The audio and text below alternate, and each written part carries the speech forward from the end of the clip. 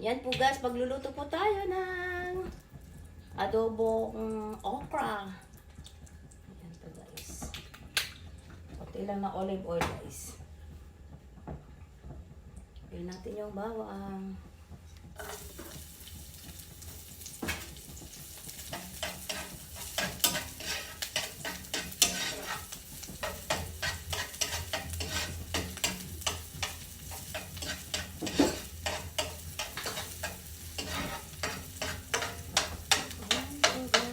Sunod po natin yung sibuyas guys.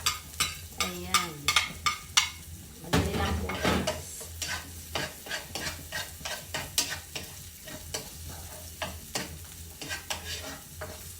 Yan, pag okay na po, lagay na po natin yung ating sasahog. Yung karne po natin.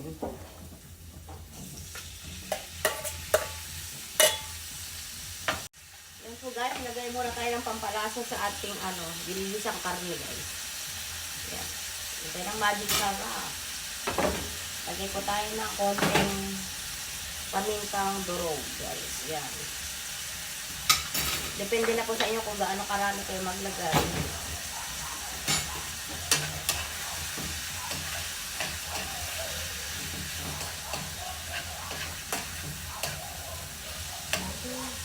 Yan po guys, antayin natin hanggang crispy yung ating karne guys.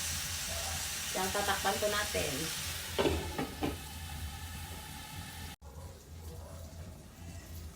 Yan po, lalagay na po natin yung okra guys. Kasi okay na po yung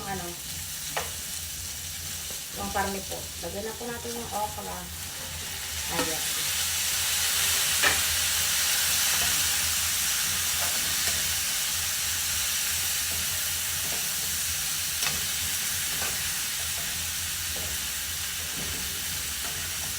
Ganyan lang po guys. Hindi ko nilagay ng balot.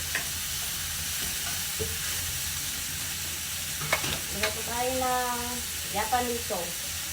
Ayan guys. Kunti lang.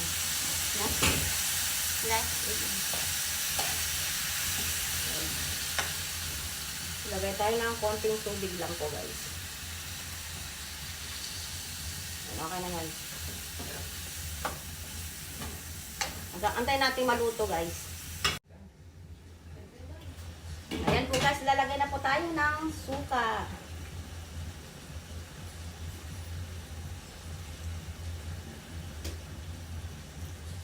Ayan, hindi na po natin yan hahaluin guys.